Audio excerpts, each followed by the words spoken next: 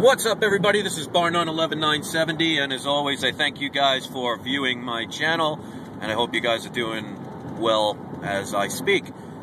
Alright guys, as you see, depending on which bank you have a bank account in Cyprus, banks will start opening supposedly tomorrow, and some of the bigger banks will not open until Thursday. Now, most people will say, well, that's a good thing, I can get my money out. Well, here's the catch. First of all, if you have 100,000 or more euros in the bank account, you will discover that you have less today than you did a couple of days ago. Why? Because the government decided, and the banks decided, that the fair thing to do is steal your money to pay for their gambling debts. If you are under 100,000, you will think, oh, I dodged a bullet. And that's the best part about it, because they think, oh, that's wonderful. And when I say that's the best part about it, it's because, one, you are going to be limited to how much you can take out of your own hard-earned money. And they've actually said that if you try to leave the country with more than 10,000 euros, they can confiscate it. Which means you don't own your money. They're trying to tell you specifically straight out, we own your money. How does that make you people feel? Now, I'm not just talking about the people in Cyprus, I'm talking about the people all around the world. Because if you think Cyprus is going to be the only place that they do this, well, you're not paying attention, or you're paying attention to the wrong things. This is what they call, ladies and gentlemen, a test run. They started with a small country that nobody really heard of, that's basically disarmed and can't really fight the system. And they wanted to see what they can get away with. And right now, some of the citizens are actually thinking they dodged a bullet. And even the media is talking about Cyprus and how they dodged a bullet. Well, if you have over 100,000 euros, guess what? You're not a millionaire, you're not extremely wealthy. So, just think about the fact that you lost your money. Even if it's a part of it, that's got to say something. And then for them to have the nerve to say, well, even though it's technically your money and you worked for it and you used your good faith and trusted us by putting it in the system so we could steal it and gamble with it, you can't even leave the country with it if you wanted to. So this is one of the reasons, again, and I will continue to say this until hopefully more and more people understand the concept, gold and silver on the physical level is not debt. Fiat currencies, paper currencies, digital currencies, they are all debt. Now, the definition of fiat will not apply to things like electric digital currencies, but they are still something that is backed by nothing other than a promise. There is nothing that says, all right, the reason why an electric currency is valuable right now is because we have such and such storage of whatever wealth to back it up. The only thing that backs it up is the fact that people are spending thousands of dollars for computers to mine for these things, and then people say it's worth something. I gotta put this phone down for a second. So it's basically a promise, and people buy into it without question. Having any kind of fiat system is saying to the governments, I agree with your corrupt system. And that's what it basically boils down to. Like it or not, I'm sorry if I have to be the only person brave enough, daring enough, ballsy enough, stupid enough, I don't know, to be able to say it.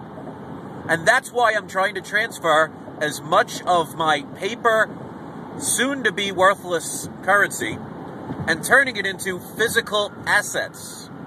And some people will say, well, you know, the government can confiscate gold and silver. That may be true.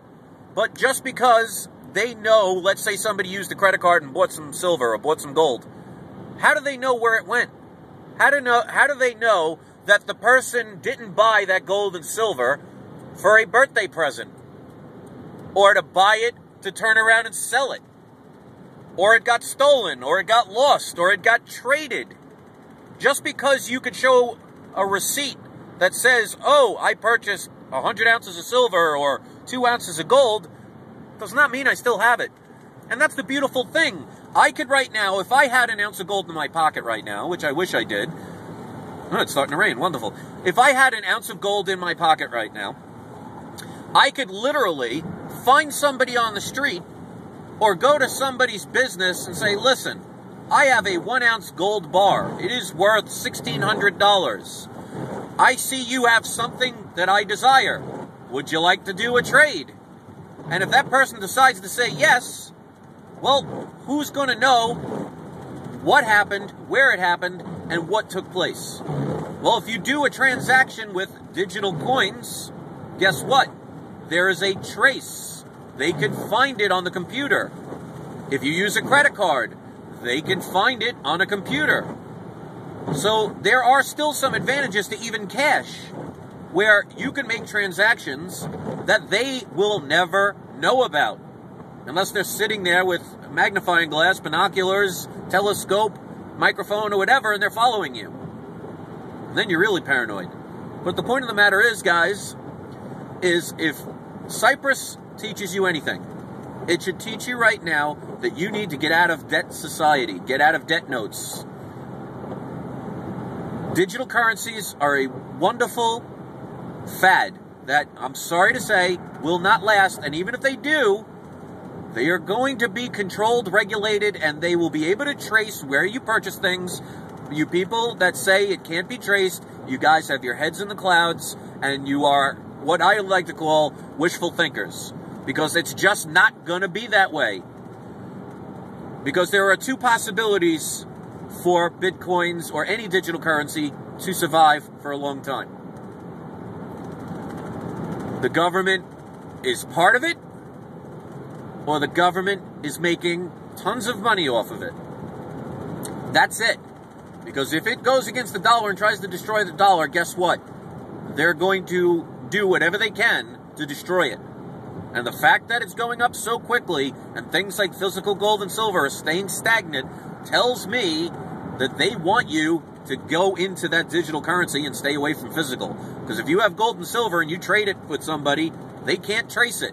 But if you have a digital imprint on a computer, they can basically find things out. And I know there will be some smart people and say, well, I have an external hard drive and I keep my digital wallet in my pocket and yada yada. Well, you know what? The average person just isn't that smart. So you may be smart enough, but as we see in the world, as I almost get cut off by a vehicle, 99% of the people out there, and hold your kids' ears if you are having them listen, are fucking retarded. Idiots. Have no clue about what's going on unless you talk about American Idol, who's the next American top model, or what's going on in Jersey Shore. They'll know plenty about that. So I understand there'll be a few smart people out there that will be able to maybe make sure their digital currencies are not traced or not as easily traced.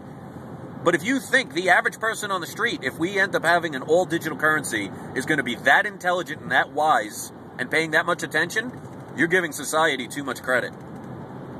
So I'm going to keep talking about this stuff until people start to understand that look how easy it is to get people, based on emotion, to do things.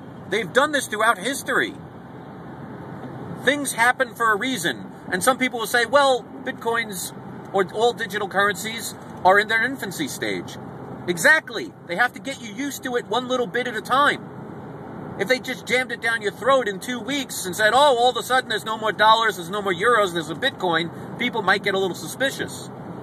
But if you allow a few people to make some profit in the beginning, and then it starts creating a buzz, and then the media starts talking about it, and then all of a sudden the emotion builds up, and everybody wants the new latest thing, well then, they've done their job.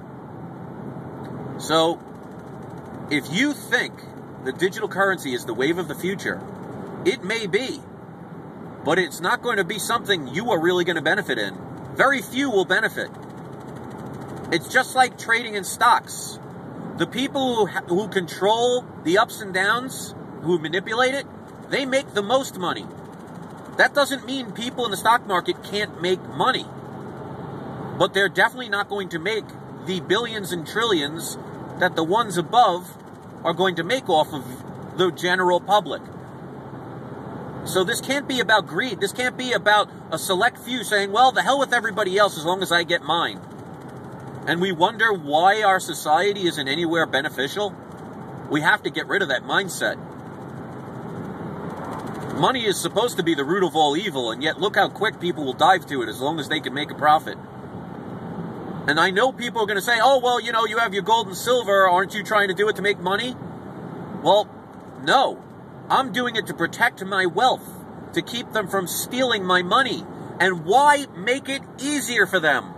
That's why when I made that video the other day about getting your money out of your banks, why make it easier? You know what? Some people say, oh, well, they're going to take it anyway. Well, you know what? If they're going to take it, come find it. Go from house to house. If you're going to confiscate everybody's gold and silver, what are they going to do? Go through everybody's silverware and see what's real silverware and what's just a regular metal fork? Are they going to go through everybody's pieces of jewelry? Really? I don't think so. And even if they do, you know what? Make them earn it. You know, there's a reason why people lock their doors, why people have car alarms. Because if you have the attitude, well, somebody's going to steal it anyway, you might as well just leave your car running and leave your door open and unlocked. So this way it just makes it easier for them. Well, you know what? Fuck them. I'm not making it easy for them. You put your money in a digital system or you keep your money in a bank, guess what? You're making it easier for them because they control it.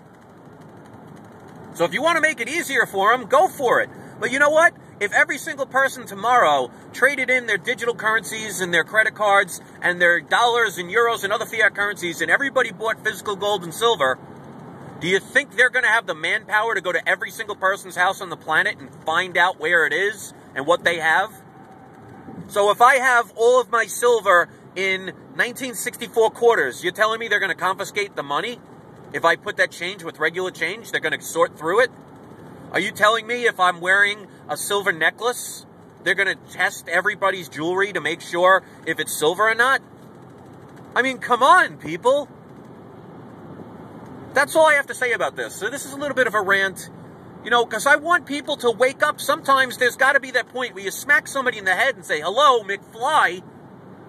This is one of those times. The fact that the media is starting to really talk about Cyprus and really starting to make people get concerned about banks is telling you they are steering you in the direction they want you to go. And most people just don't get it. And you can see it just in the digital community right now. How passionate and how much in love they are with this new currency that they barely know anything about. And I've said it before and I'll say it again. When people say to me, oh, well, you know, you haven't researched it enough, you don't know about it. Well, you know what? If somebody came along to... If I was standing there and somebody came up to me and said, here, I've got a handful of dog shit, I would love you to eat it. I don't have to research everything there is to know about feces for me to find enough resources and enough information to know that it's retarded to put it in my mouth. I see the bigger picture. I don't need to overanalyze something that I can see right off the bat is doomed to fail or doomed to be controlled or at the very least to be made easier for them to have access to your wealth. So stop that. You guys do what you want with your money. If you want to make it easier for them, if you want to put all of your money, which by the way, the people who have Bitcoins or Litecoins or any other digital currencies, guess what? The only reason it has value is because they're converting it to euros or dollars. There's no different currency. It's just, oh, I'm using Bitcoins, and look, my Bitcoins are worth $75 to $85. Do you guys get it? So I know this isn't going to be a rant. I know some people will be over-emotional and things like that. You know what? I don't have love for gold and silver. I'm not in love with it. I have it because I'm protecting my wealth with something that countries use. Something that countries have used throughout our history. Something that has been known for wealth. You know what? When kings and queens were going around showing off their wealth, they didn't display plastic or wood or computer components. What did they have? Golden crowns, golden scepters, jewels, precious metals. It's a symbolism of wealth. And if you research anything about gold and atomic gold, there are other ways that gold can be used. Some things we may not even know about, because there has to be a reason that a shiny metal has been so popular for so long, other than the fact it looks pretty and it doesn't tarnish. So there's got to be more to it for something to last throughout millenniums. But we don't want to know about that stuff because, God forbid, we talk about things that may seem a little off the wall or crazy. People automatically dismiss it. Normalcy bias. That's how they get away with a lot of things. It sounds crazy, so I don't want to listen to that. I don't want to research it. I don't want to look into it. I don't even want to talk about it. Because, God forbid, somebody talks about something and somebody makes fun of them. Well, that's it. I can't talk about it anymore. And I was even foolish enough to fall for that. Screw that. I have an opinion. I have a right to it, whether you believe in it or not. And the same goes for you. If you want to make a video and you're intimidated because you're afraid people are going to make fun of you because of your beliefs, screw them. Who cares what anybody else thinks if they don't believe in you? And I've said this before, and again, I'll say it again. You could believe in something, you could not believe in something. Doesn't mean you're right, and it doesn't mean you're wrong. It's nothing more than your hope that what you believe in is actually genuine or true. Because, you know, for hundreds of years, people were told by the churches that the world was flat and the sun revolved around the earth. And if you thought anything crazy, like, oh no, the earth is round, or the earth goes around the sun, well, you were ridiculed, and not only ridiculed, you were actually thrown in jail or executed. Because that's how they silence the smart people. Nowadays, they just thumb down a video, or they get a whole bunch of trolls to go visit a video and insult the people. I understand that now.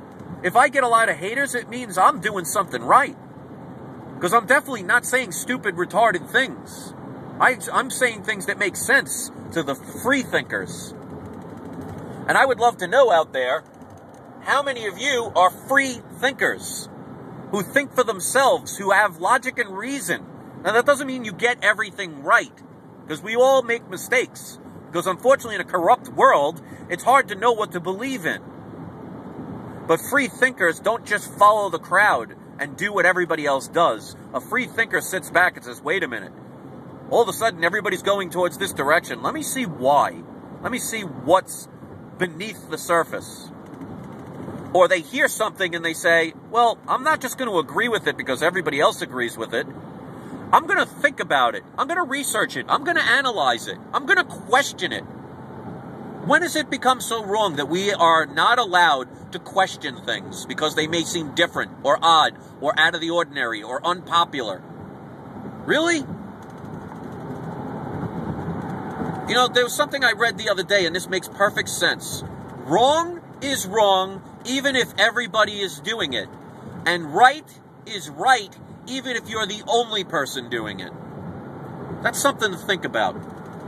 Alright guys, that's a long enough video for today. For all of you that actually saw this video to the end, I want you to say, let's see, London Bridge is falling down. There you go. This way I'll know, if you write that in your comment, in the comments section, I know you watched this to the end. Because I see so many people that will watch a few seconds of something and then judge it. If that's how you are in life, you know, hey, you're not somebody I want to become friends with. For the rest of you, for those who want to be free thinkers, those who have been going through the world and found a video like this and it made sense to them and it resonated with them because they question things in life, you are going to be the ones we need to count on. Most of the people out in the world don't give a shit about anything other than themselves and the money they can put in their pockets, even if it's taking it out of their best friends. And if we don't get control back from a corrupt system, it doesn't matter what we do. And for those of you to say, oh, well, the elite are going to do it, so, you know, they're going to do it anyway, so why bother? Really? You want to make it easier for them? I say, we all make it as difficult as possible. I'd rather go down with the ship than to just give in and say, oh, well, nothing we can do about it. So like I said, if you have that attitude, then don't lock your doors at night. Don't turn on the alarm. Leave your door wide open when you go to bed. Leave your car running when you go to work. Leave the keys in the car with the windows wide open. Because they might steal it. Might as well make it easier for them. See how ridiculous that sounds? Thanks for watching, guys. Peace.